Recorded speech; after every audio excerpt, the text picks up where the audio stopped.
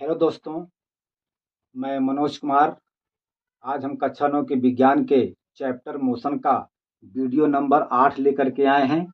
और आज हम इस वीडियो 8 में पढ़ेंगे कि एक समान वेग के लिए वेग और समय में ग्राफ कैसे प्लॉट करते हैं।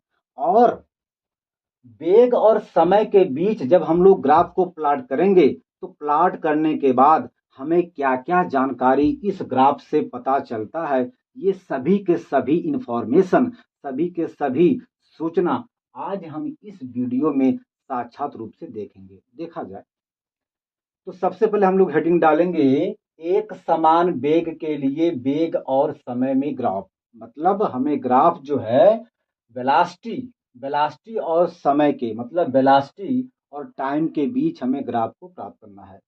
तो किसी भी, चाहे जो भी राशि हो, किन्हीं दो राशियों के बीच ग्राफ को दिखाने के लिए सबसे पहले हम लोग जो है उन दोनों भौतिक राशियों के बीच रीडिंग निकालते हैं, है ना। तो देखा जाए, अब हम लोग रीडिंग बेटा निकालने के लिए एक तरफ लिखेंगे समय और एक तरफ लिखेंगे वेग, मतलब वेलासिटी लिखेंगे, वेलासिटी। तो देखा जाए, यहां पर हम लोग लिखते हैं समय और यहां पर हम लोग लिखेंगे वेग। अच्छा, मैं आपको बता दूं, यहां पर हम लोग जो है विस्थापन को लेंगे मीटर में। तो अगर हमारा विस्थापन मीटर में रहेगा तो वेग का मात्रक हो जाएगा मीटर प्रति सेकंड। मतलब वेग का मात्रक हो जाएगा मीटर प्रति सेकंड। कब? अगर हमारा विस्थापन मीटर में है तो। अब हम लोग काम ये करेंगे कि हम लोग जो है बेटा विस्थापन को मीटर में मापेंगे और उस हिसाब से वेग का मात्रक हो जाएगा मीटर प्रति सेकंड। देखा जाए तो यहाँ पर हमारा समय सेकंड में रहेगा और हमारा वेग जो है मीटर प्रति सेकंड में रहेगा। ठीक। अब हम मान लेते हैं कि 0 सेकंड में किसी वस्तु की वेलोसिटी 10 मीटर पर सेकंड है। फिर 2 सेकंड में किसी वस्तु की वेलोसिटी 10 मीटर पर सेकंड है। फिर 4 सेकंड में किसी वस्तु की वेलोसिटी 10 मीटर पर सेकंड है। मतलब वेलोसिटी यहाँ पे सेम है, लेकिन यहाँ पे समय जो है वो बदलता जा रहा है। फिर हम लोग मानेंगे कि 6 सेकंड में किसी वस्तु की वेलोसिटी 10 मीटर पर सेकंड ही है ना। और 8 सेकंड में किसी वस्तु की वेलोसिटी, मतलब वस्तु वही सेम है, मतलब वस्तु सेम वही, मतलब एक ही वस्तु है और वह एक ही वस्तु इन अलग अलग समय में सेम एक ही विस्थापन, मतलब एक ही वेग से जा रही है, एक ही वेलोसिटी तय कर रही है। समय हमारा सॉरी वस्तु हमारा एक ही है और वही एक ही वस्तु अलग अलग समय में समान वेग से मोशन कर रही है, गति कर रही है। अच्छा, देखा जाए 10 सेकंड में वस्तु की वेलोसिटी 10 मीटर पर सेकंड है। 12 सेकंड में वस्तु की वेलोसिटी 10 मीटर पर सेकंड है। मतलब क्या हुआ, यहाँ हम लोग देखते हैं कि समय तो अलग अलग है, 2 के बाद 4, 4 के बाद 6, 6 के बाद 8, 8 के बाद 10, 10 के बाद 12 सेकंड। लेकिन यहाँ पर प्रत्येक समय पर प्रत्येक, है ना, 2 सेकंड में, 4 सेकंड में, 6 सेकंड में, 8 सेकंड में, 10 सेकंड में, 12 सेकंड में वस्तु की वेलोसिटी बिल्कुल एक समान है, जो कि 10 मीटर प्रति सेकंड है। इसी सेम वेलोसिटी से वस्तु मोशन कर रही है ना। तो हम जो है इस वस्तु के लिए समय और वेग के बीच में ग्राफ को खींचेंगे, ग्राफ को प्लॉट करेंगे और हम देखते हैं कि इस ग्राफ के प्लॉट होने के बाद या इस ग्राफ को बनाने के बाद हमें उस वस्तु के विषय में क्या क्या जानकारी प्राप्त होती है, वह सब आज हम इस वीडियो में बड़े अच्छे ढंग से मतलब देखेंगे, है ना। देखा जाए, ये मान लीजिए आपका है, इसको हम थोड़ा सा अलग कर देते हैं। ये आपका हो गया, ये आपका हो अच्छा, हमको पता है, हम लोग जानते हैं कि वेग बराबर होता है विस्थापन बटे समय। विस्थापन बटे समय। तो अगर हम जो है यहाँ से विस्थापन का मान प्राप्त करें तो हम लोग वेग बटे एक मान सकते हैं, कोई दिक्कत नहीं है। तो अगर हम यहाँ से विस्थापन का मान प्राप्त करें तो विस्थापन का गुणा एक में करेंगे और वेग का गुणा करेंगे समय में। बेटा, ये त्रियक का गुणा कहा जाता है मैथमेटिक की भाषा में। तो विस्थापन एक कम विस्थापन हो जाएगा। विस्थापन बराबर हो जाता है वेग गुणे समय। वेलोसिटी, वेग गुणे समय। ये तो आपका विस्थापन के लिए सूत्र है। कहने का मतलब बेटा यह हुआ कि अगर हमको वेग की जानकारी है, यदि हमको वेग का मान पता है और समय का मान हमको पता है, तो हम वेग और समय को जब आपस में मल्टीप्लाई कर देते हैं तो हमें विस्थापन प्राप्त हो जाता है। यदि हम वेग और समय को आपस में गुणा कर दें तो हमें विस्थापन प्राप्त हो जाता है। तो हम लोग यहाँ पर विस्थापन को प्राप्त करेंगे। देखा जाए, पहले आप जो है इस फार्मूले को नोट करिए, फिर हम आगे देखते हैं। हो गया? अच्छा, ठीक। अब देखा जाए तो हमने आपसे बताया कि समय गुणे वेग या वेग गुणे समय ये प्राप्त होता है विस्थापन। तो हम लोग बेटा यहाँ पर विस्थापन निकालेंगे। यहाँ लिख सकते हैं विस्थापन। विस्थापन तो हो जाएगा 10 का जब हम लोग गुणा करेंगे जीरो में तो आ जाएगा जीरो। फिर हम लोग जब 10 का गुणा करेंगे 2 में तो 10 दूना 20। ये आपका विस्थापन है। फिर हम लोग जब 10 का गुणा करेंगे 4 में तो 10 चौके 40 हो जाएगा। फिर जब हम लोग गुणा करेंगे 10 का 6 में तो 10 छक्का 60 हो जाएगा। और जब हम लोग गुणा करेंगे 10 का 8 में तो 10 अठे 80 हो जाएगा। और जब हम लोग गुणा करेंगे 10 का 10 में ये आपका 100 हो जाएगा। और जब हम लोग गुणा करेंगे 10 का 12 में तो 12 दहा में 120। यह आपका विस्थापन है। यह क्या आपका विस्थापन है। देखा जाए, ये आपका विस्थापन है। अच्छा, चलिए, अब हमने आपसे बताया कि हम लोग ग्राफ को बनाने के लिए अपने हिसाब से हम लोग एक मानक मानते हैं। तो हम यहाँ पर मानेंगे, देखिए बेटा, ये आपका एक्स अक्ष होता है। हमने आपको बताया था कि जो रेखा पृथ्वी के समांतर होती है उसे हम लोग कहते हैं क्षैतिज रेखा। और क्षैतिज रेखा को ही यक्ष अक्ष माना जाता है। तो ठीक है, ये आपका यक्ष अक्ष हो गया। अच्छा, दूसरी बात, जो रेखा जो रेखा पृथ्वी के लंबवत होती है ऐसे, उस रेखा को कहते हैं अंग्रेजी में वर्टिकल और हिंदी में कहते हैं ऊर्ध्वाधर रेखा। और इसी वर्टिकल रेखा को वाई अक्ष माना जाता है। तो हम इसे वाई अक्ष मानेंगे या बोलेंगे वाई अक्ष। अच्छा, मैंने आपको बताया था कि हम लोग जो है यक्ष अक्ष पर समय को दर्शाते हैं। यहाँ आपका हो गया समय, है ना, और समय हमारा सेकंड में है। और हम लोग वाई अक्ष पर वेग को दर्शाते हैं या दर्शाएंगे। तो आपका यहाँ पर हो जाएगा वेग। और वेग जो है वह मीटर प्रति सेकंड में है। वेग हमारा मीटर प्रति सेकंड में है। देखा जाए तो हम लोग यहाँ पर कुछ मानक मानेंगे। मान लेते हैं, माना, मान लिया यक्ष अक्ष पर एक खाना बराबर 2 सेकंड। एक खाना बराबर, ऐसे कर लीजिए, लिख लीजिए, एक खाना बराबर 2 सेकंड।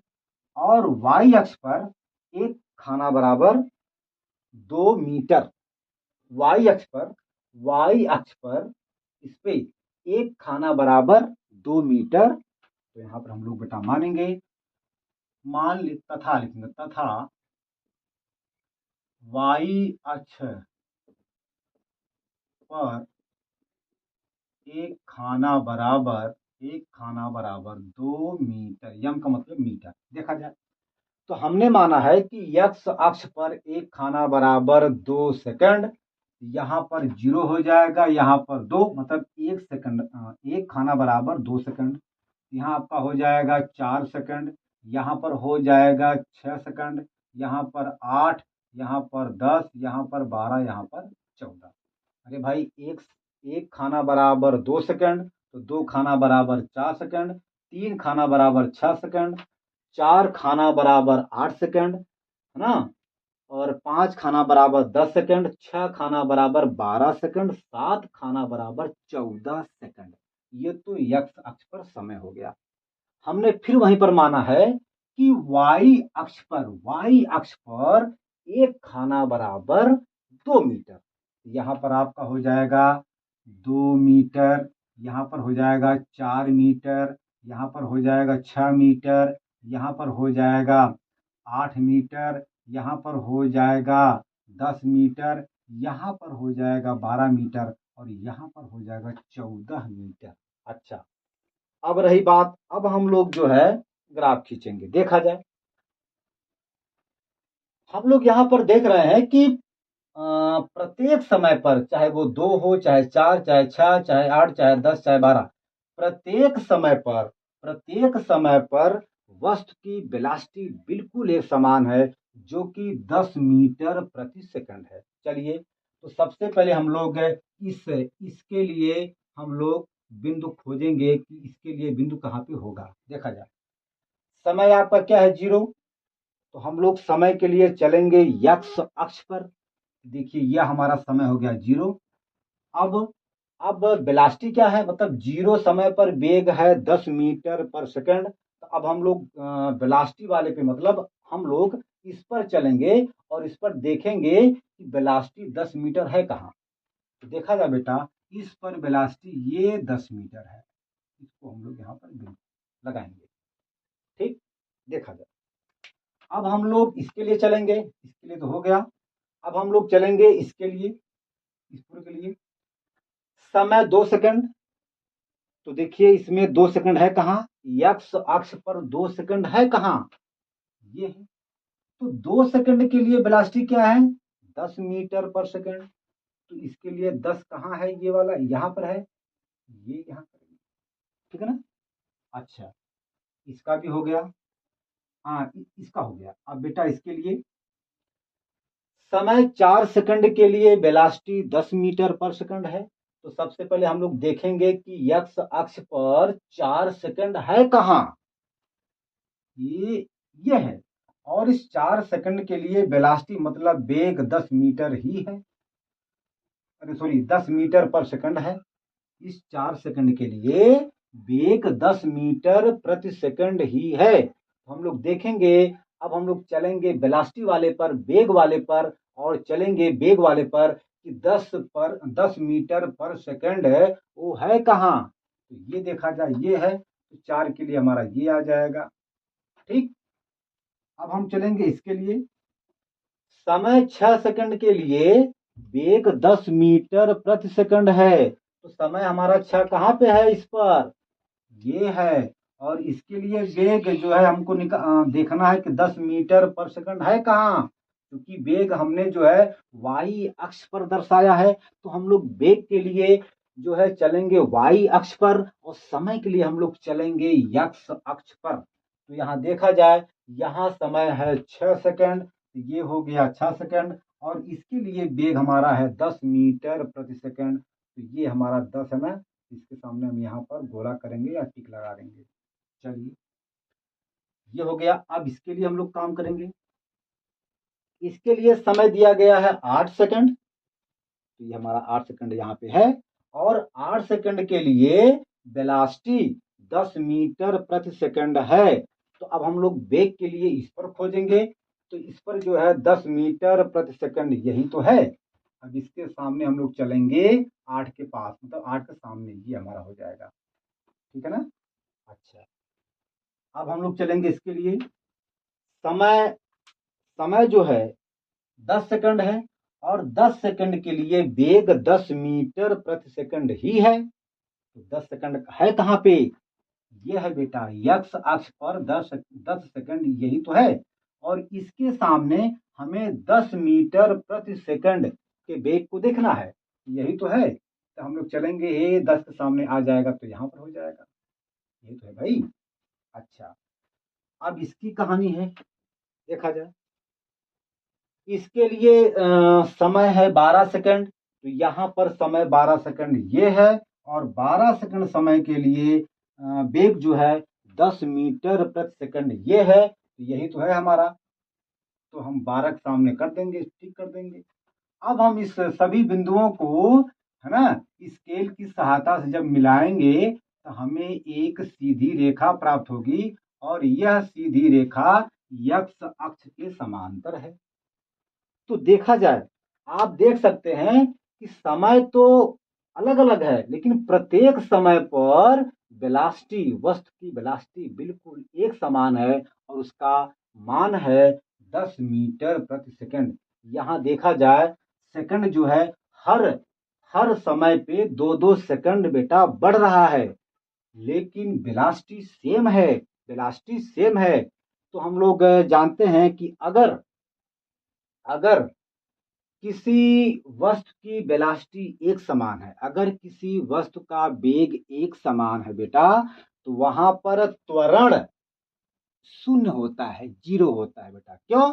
क्योंकि वहां पर वेग परिवर्तन नहीं होगा।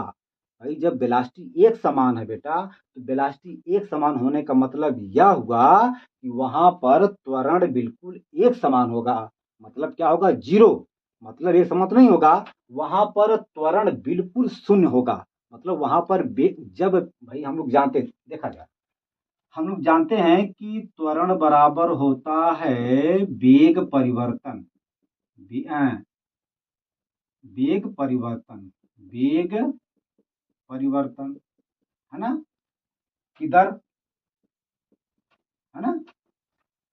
तो चूंकि हमने आपसे बताया कि वेग परिवर्तन यहां पर शून्य है, भाई जब वेग घट नहीं रहा है, वेग बढ़ नहीं रहा है, तो वेग परिवर्तन शून्य हो गया। क्यों? अच्छा देखा जाए, आपको पता होगा, हमने आपको बताया था कि वेग परिवर्तन के लिए जो है हम लोग अंतिम वेग में से प्रारंभिक वेग को घटाते हैं। अंतिम वेग होता है स्मॉल v, और प्रारंभिक वेग होता है स्मॉल u बटे दर। दर मान लेते हैं t समय। अच्छा, चूंकि इसका इस 10 मीटर प्रति सेकंड वेग के लिए, है ना, इसके लिए मतलब अंतिम वेग और प्रारंभिक वेग दोनों एक समान है, मतलब दोनों 10-10 ही है। यानी कि इसके लिए इस, भाई जब देखिए यहाँ पर वेग एक समान है, क्या है, 10 मीटर पर सेकंड है, तो इसके लिए अंतिम वेग भी 10 मीटर पर सेकंड होगा, और प्रारंभिक वेग भी 10 मीटर पर सेकंड होगा। तो अगर हम यहाँ पर इसको घटा दें, 10 मान, अगर हम इसका मान रखें, यहाँ पर बेटा ये हो जाएगा, स्मॉल v का मान यहाँ पर 10 मीटर पर सेकंड, और स्मॉल u का मान भी 10 मीटर पर सेकंड। अगर हम इन सबका यहाँ पर मान रखें तो हमें जीरो प्राप्त होता है ना, ये आपका जीरो हो गया। तो जीरो क्या है? त्वरण है। अब हम समझ गए कि अगर वेग परिवर्तन नहीं हो रहा है, किसी वस्तु की वेलोसिटी बिल्कुल एक समान है, मतलब उस वेलोसिटी में कोई परिवर्तन नहीं हो रहा है, बिल्कुल एक समान वेग से जा रही है, तो उस समय उस वस्तु में उत्पन्न त्वरण शून्य होता है, शून्य, शून्य, जीरो होता है ना। तो बेटा इस कंडीशन में हो जाएगा, त्वरण जो है आपका हो जाएगा, है ना, जीरो। अच्छा चलिए, ये तो मैं आपको समझा रहा था त्वरण के बारे में। चलिए, अच्छा ये हो गया। तो हमें एक सीधी रेखा मिलती है, और वह सीधी रेखा बिल्कुल एक्स अक्ष के समांतर होती है। तो अगर अब हम मान लें कि, मान लीजिए कि कोई वस्तु जो है ना, कोई वस्तु है, वह, मतलब कोई हमसे पूछा, या हमें मान लें, मान लीजिए कि वस्तु जो है 4 सेकंड 4 सेकंड के मतलब 4 सेकंड और 12 सेकंड, 4 सेकंड और 12 सेकंड मतलब किसी वस्तु के द्वारा 4 सेकंड और 12 सेकंड के बीच कितना विस्थापन तय करती है। यानी कि जब कोई वस्तु चलती है तो जैसे वह 4 सेकंड उसका हो जाता है तो 4 सेकंड के बाद फिर जब 12 सेकंड होता है तो 4 और 12 सेकंड यानी 4 सेकंड होने में और 12 सेकंड होने में, है ना, उन दोनों समय के बीच कितना विस्थापन तय करती है। एक बार बेटा फिर से ध्यान दीजिए। मान लेते हैं कि कोई एक वस्तु है ना, वह जैसे वह चलना शुरू किया तो 4 सेकंड हमने उसको देखा कि वह वस्तु 4 सेकंड पर चलना शुरू किया और जैसे उसका 12 सेकंड का समय पूरा होता है तो 4 सेकंड से लेकर के 12 सेकंड के बीच वह वस्तु कितनी विस्थापन तय करती है, यही हमको प्राप्त करना है। एक बार आप क्वेश्चन को फिर से समझिए।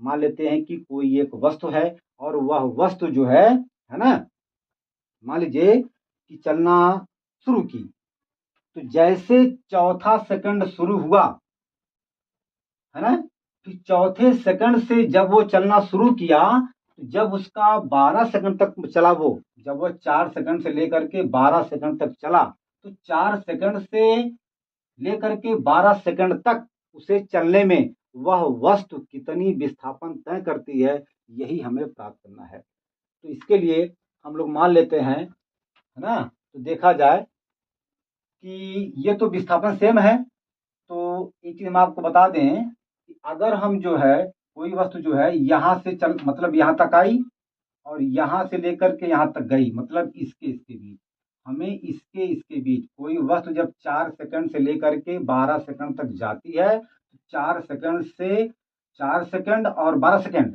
के बीच वह कितनी दूरी तय करती है। माने 4 सेकंड से जब वो शुरू होता है उसका समय और जब 12 सेकंड तक जाता है तो 4 सेकंड से लेकर के 12 सेकंड तक उसे जाने में 10 मीटर प्रति सेकंड के वेग से जब वह जा रही है तो 4 सेकंड से 12 सेकंड तक जाने में वह वस्तु कितना विस्थापन तय करती है, ये हम निकालेंगे। तो देखा जाए तो वस्तु जो है इस 4 सेकंड और 12 सेकंड के बीच जितना, है ना, मतलब स्थान घेरेगी या क्षेत्रफल घेरेगी। मान लीजिए कि ये हमारा देखिए इसके सामने ये वाला बिंदु है और 12 के सामने वाला ये बिंदु है, 4 के सामने वाला ये बिंदु है और 12 के सामने वाला ये बिंदु है। तो इसी त्रिभुज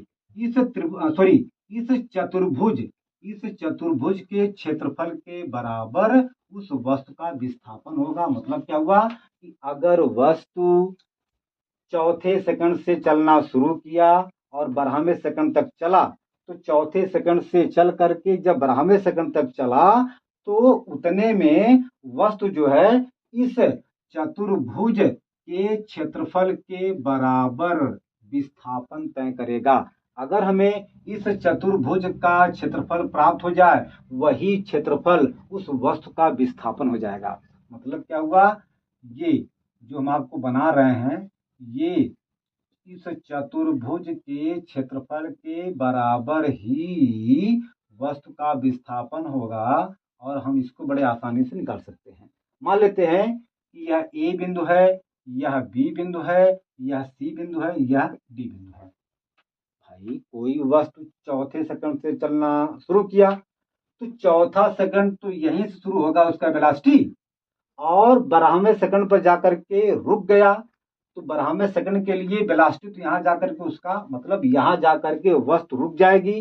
तो यहाँ से लेकर के यहाँ तक अगर हम यहाँ से लेकर के यहाँ तक तो अगर हम इससे इसको मिला दें ये वाला और इसको यहाँ से मिला दें तो यह एक चतुर्भुज बन जाता है ए बी सी डी। तो उस वस्तु का विस्थापन चतुर्भुज ए बी सी डी के क्षेत्रफल के बराबर ही हमें प्राप्त होगा। अगर हम इस चतुर्भुज का अगर हम इस चतुर्भुज ए बी सी डी का क्षेत्रफल निकाल लें तो यही क्षेत्रफल वस्तु का विस्थापन हो जाएगा 4 सेकंड और 12 सेकंड के बीच में। ठीक है ना, देखा जाए। अच्छा तो आपको पता होगा चतुर्भुज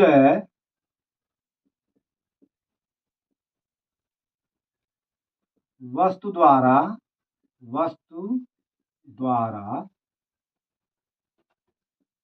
4 सेकंड से लेकर 12 सेकंड तक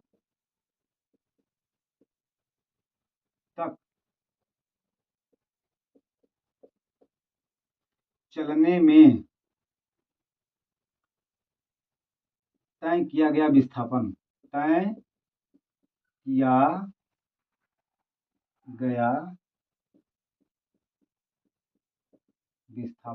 और यह विस्थापन जो है चतुर्भुज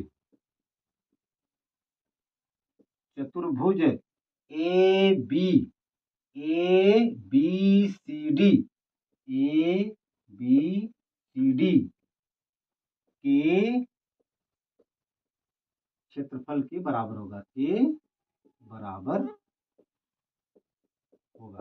देखा जाए। चलिए, तो चतुर्भुज ए बी सी डी का क्षेत्रफल बराबर हो जाएगा लंबाई गुणे चौड़ाई। लंबाई क्या है? एडी गुणे चौड़ाई ये वाला ए बी। चलिए, रही बात एडी की लंबाई, तो एडी की लंबाई क्या है? जो लंबाई ये है वही लंबाई ए है।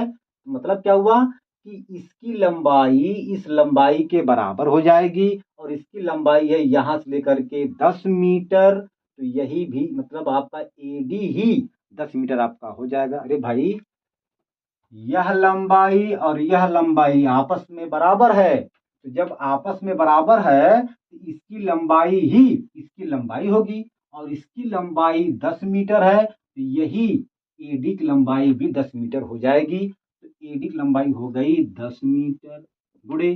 अब रही बात यहाँ पर ए बी का मान क्या होगा? तो चूंकि चौथे सेकंड से जब उसका चौथा सेकंड शुरू हुआ, और शुरू होने के बाद जब उसका 12वां सेकंड हो गया, तब हमें चौथे सेकंड से लेकर के 12वें सेकंड तक विस्थापन प्राप्त करना है उस वस्तु का। तो हम लोग निकालेंगे इसका समय में अंतर। तो समय में अंतर हो जाएगा 12-4। मतलब ये देखिए, यहां से लेकर के यहां तक की लंबाई क्या है? 12। यहां से लेकर के यहां तक की लंबाई है 12 सेकंड। इसमें हालांकि समय तो दिया गया 12 सेकंड, है ना? तो यहां से यहां तक का 12 है, और यहां से यहां तक का 4 है। तो ये क्या होगा? तो पूरे 12 में से इसको हम घटा देंगे, ये पूरा 12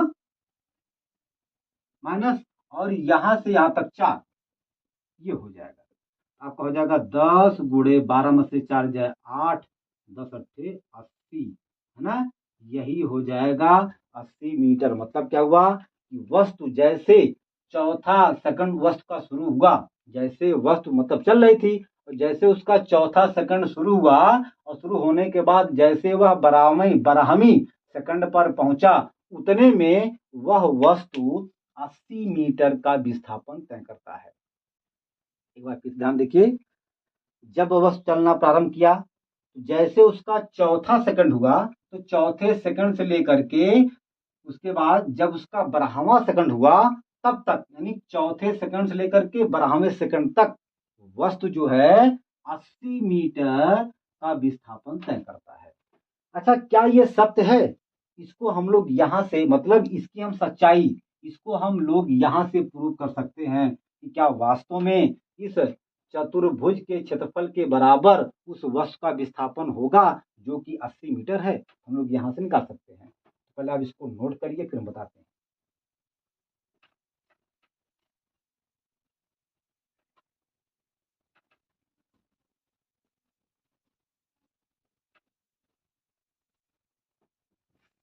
देखा जाए, देखिए, क्योंकि चौथा सेकंड ये है ना, ये वाला, तो इसके लिए हम लोग जो है निकालेंगे विस्थापन। तो इसके लिए विस्थापन है ये 40, है ना? और ब्राह्मण भाई चौथे सेकंड से चलना शुरू किया और चौथे सेकंड में उसका विस्थापन है 10, सॉरी उसका वेग है 10। तो जब इन दोनों का आपस में भाई चौथे सेकंड में वस्तु का वेग है 10 मीटर पर सेकंड। तो अगर हम इसका आपस में मल्टीप्लाई करेंगे तो हमको मिल जाएगा विस्थापन 40। मतलब क्या हुआ कि चौथे सेकंड में वस्तु का विस्थापन 40 है मीटर है और 12वें सेकंड तक उसका विस्थापन 120 है। तो अगर हम 120 में से इसको घटा देंगे और घटाने पर यदि वह 80 आता है तब ये सत्य होगा। क्या सत्य होगा कि चतुर्भुज के क्षेत्रफल के बराबर ही वस्तु का विस्थापन होगा। तो देखा जाए,